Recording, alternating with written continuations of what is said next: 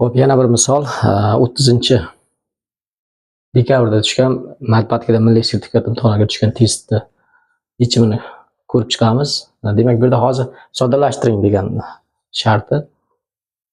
Xo'p, buni x minus 2 ning 4-chisini yoyib chiqsak agar ko'p bo'lib ketadi, yana qiyinroq bo'lib ketadi. Buni belgilash kiritish usuli bilan ishlaymiz. Osonroq. Yana qanday?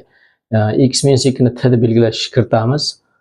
Shundayda x minus 1imiz bizda hozir x minus 2 ga 1 ni qo'shgandan hosil bo'ladi. Ya'ni t plus 1 deb qarasak bo'ladi. Mana bu t plus 1 bo'ldi. Bu t bo'lsa, t ning 4-chisi plusdan t plus 1 ning kvadrati plus minus 1 bo'ldi.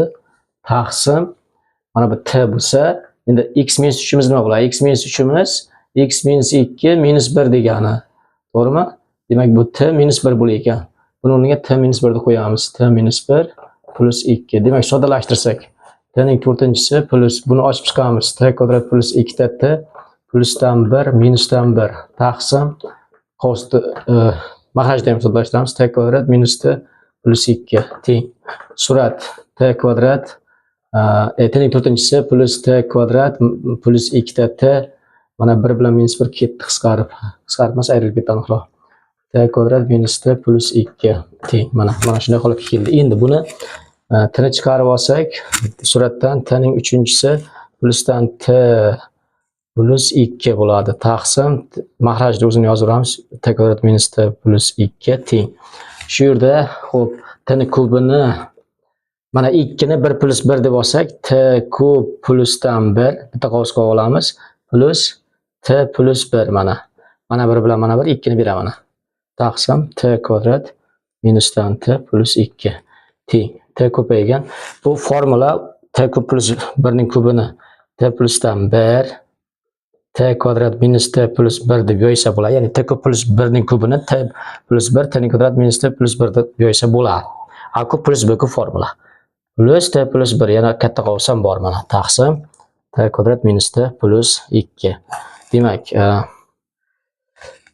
t plus 1 ni qovusdan tashqariga chiqarib olsak, t ni yoniga mana t ko'paygan t plusdan 1 ko'paygan nima qoladi? Bu yerda t kvadrat qolyapti, minus t qolyapti, mayda 1 bor. Keyin buni o'rnida ham 1 qoladi. Shu bilan plus 2 bo'ladi.